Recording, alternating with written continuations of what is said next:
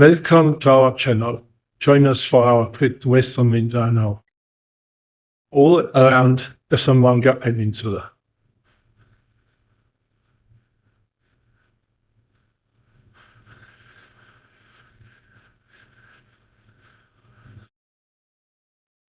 As you can see on the map, in the lower left part, there is a yellow marking. This marking, according to Google Maps, doesn't have a road.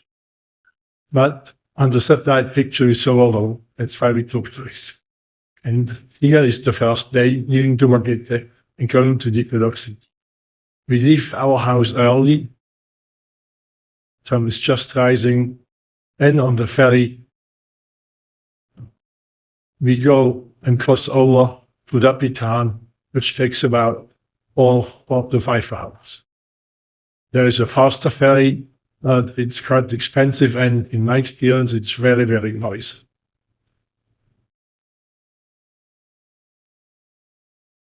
This is the inside of the ferry where you spend your time. You can sit outside, but the seats are not comfortable. Here you see very comfortable seats. That we try like in a plane, and then when we arrive, we go to Dapitan to have lunch. We visit the Rizal shrine. Rizal was a Philippine hero, very important personality, who was exiled to Dapitan for some time. You have to register like everywhere, but there's no entrance. We are visiting the Rizal Museum.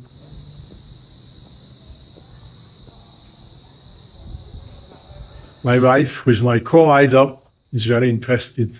As a Filipina, for her, Rizal is an important person. For me as a foreigner, it doesn't have as much meaning because I didn't study history very deeply. The museum is very nicely designed.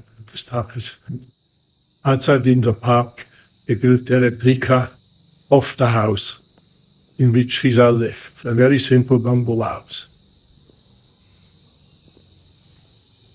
It's also a monument to Rizal, and as you can see, the staff is wearing costumes from the time when Rizal lived here.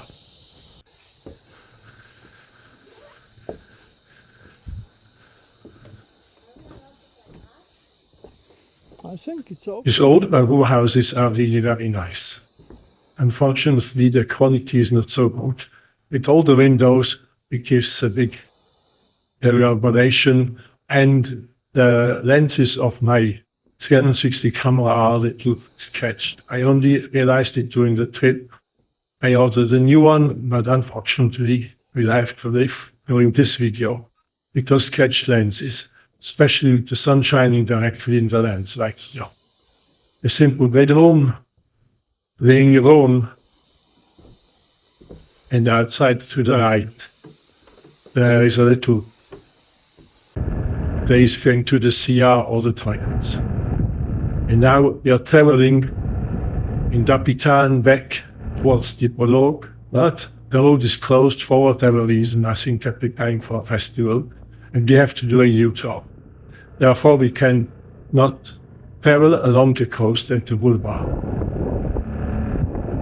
Dapitan and Dipolog are two cities that are very close together, and the port of Dapitan is effectively in the middle of the two, outside of the city of Dapitan. Now here we're going towards Dipolog.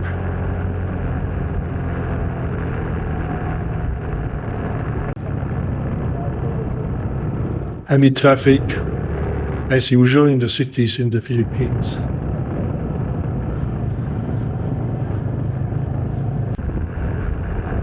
And we are outside a little on the road between the cities. As you can see, there's a lot of repairs to the road. The road is quite uneven.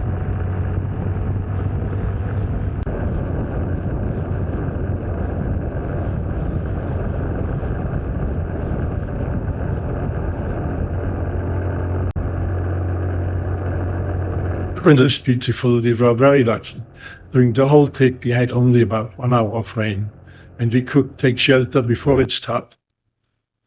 Now here in Dipperog, we are staying in a hotel. It was too late to continue, and on day 2, we make our trip to Labersolf. This is the coastal road, the normal coastal road. It's not very interesting, and I have only little footage because I had trouble with my camera roll.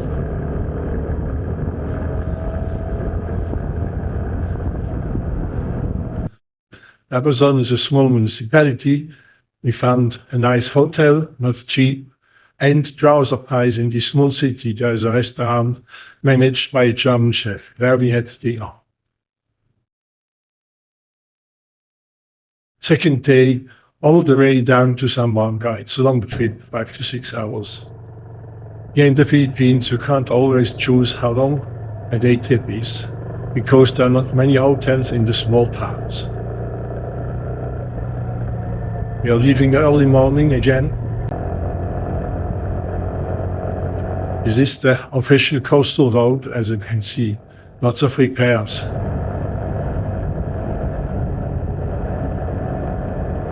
Sometimes I have to cross over to the left side to avoid all those uneven parts. But there's little traffic. Actually, during most of our trip, we had little traffic. And we enjoyed the trip now up in the hills with the sun shining.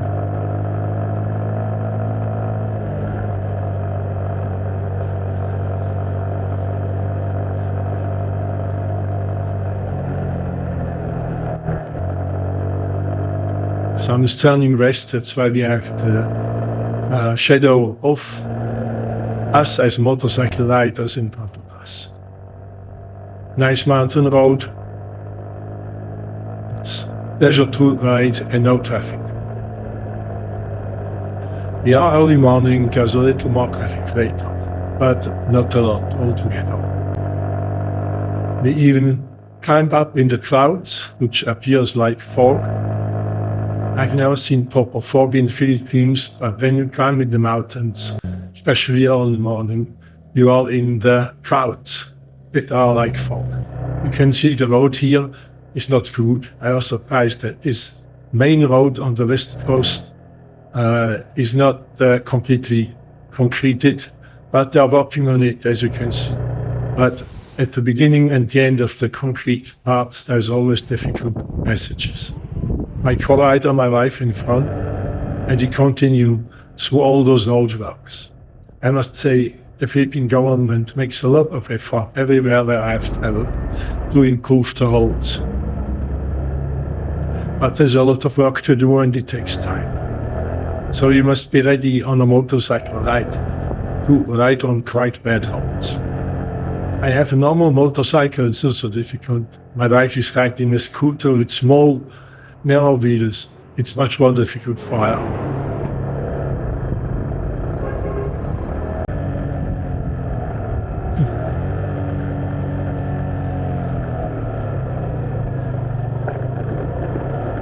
Once again, a bit of bad road. And back on the cement road. You see, even on the left lane, they added asphalt on top of the concrete. They are doing this now everywhere.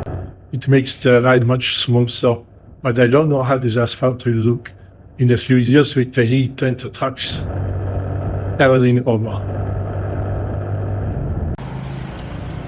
We stopped in a small bakery, and to our surprise, the owner speaks perfect English, and when we discuss with her, we realize that she's a retired college professor for English. We continue south, and now we are entering this yellow part, which doesn't exist according to Google Maps. But this, as a matter of fact, a beautiful road. One of the most beautiful coastal roads I have driven on in the Philippines, because a big part, as soon as you are down out of the hills, you are along the sea, you see the blue sea on the side. Many coastal roads are always a few hundred meters from the sea and you don't see much of the water. But this road is really nice. It's a new road, very good shape, only 2 lanes, but there is no traffic, there's no problem.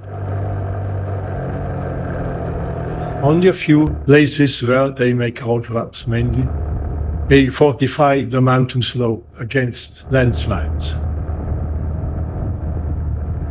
Now we are approaching this village of Shokan. The lady in the bakery told us we shouldn't stop there, it's dangerous because there are almost news. But in my experience, there's no problem to tell in the Muslim regions. And those people in this current area, in this little, were very nice and happy to see foreigners. Here, they fortify the slope against landslides, so it's a little difficult to drive for a few hundred meters.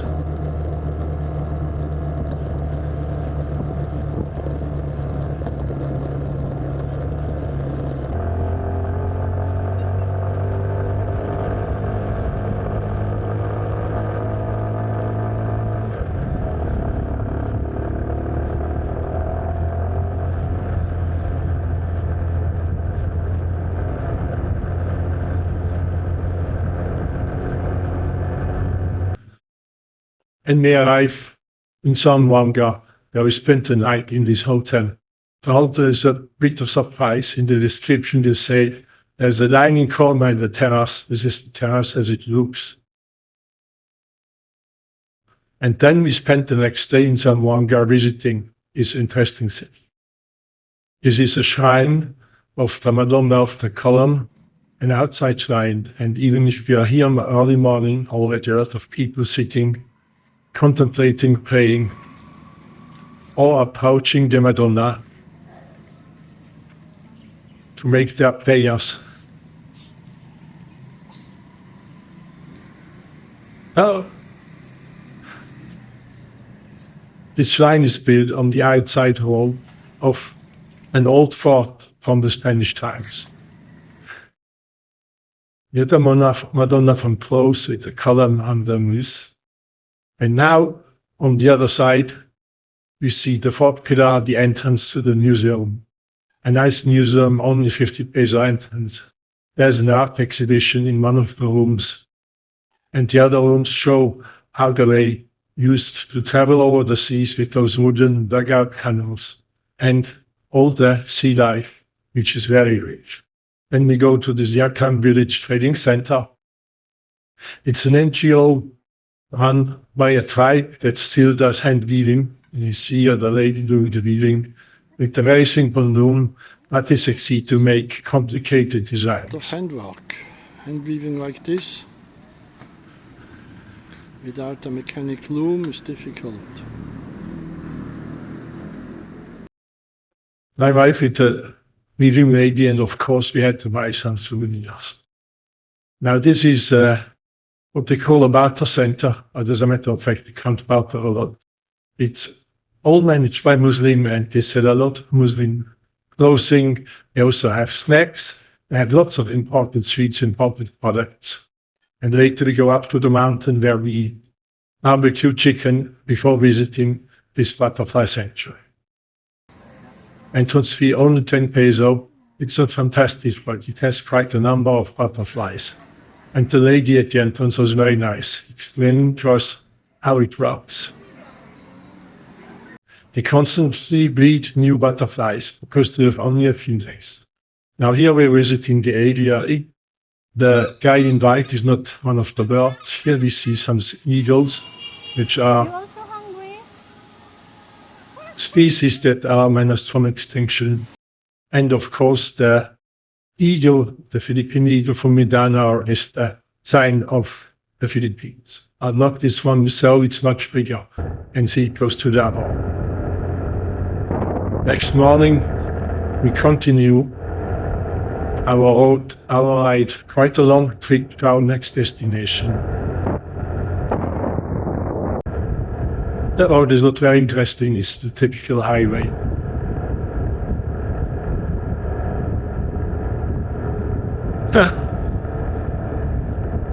Part of it is on the flat land, and part of it is over the hills.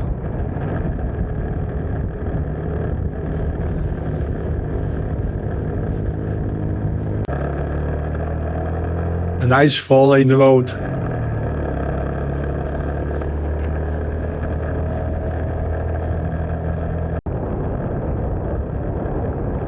crossing some villages.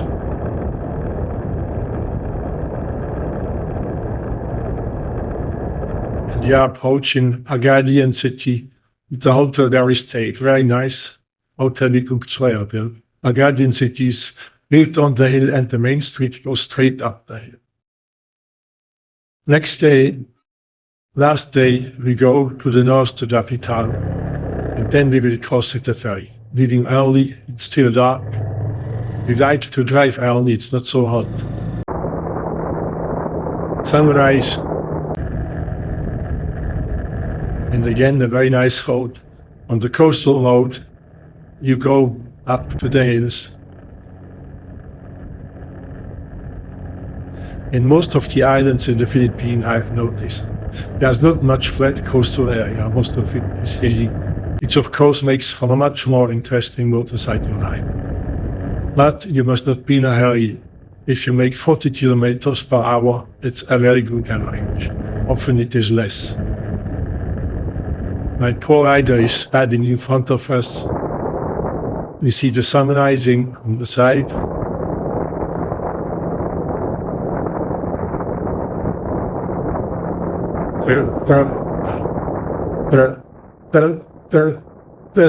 Once again, a very nice road, lots of checkpoints. For the whole trip, you notice there are lots of army checkpoints, which normally are beside a little army camp. In just any army, most of it are Marines, meaning that the government is still careful. Because there was a Muslim uprising in this area for a long time, now there's a peace agreement, but obviously the government is still careful and keeps the army there. This is the end of the motorcycle part of our trip. And we cross with the ferry back to the market.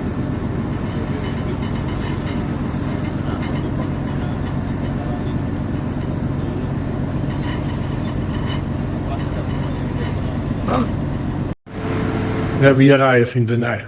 A long day from sunrise or before sunrise to after sunset. And we are quite happy to be home and be able to rest. My wife and co-rider and myself on our motorbikes. We thank you for coming with us on this trip.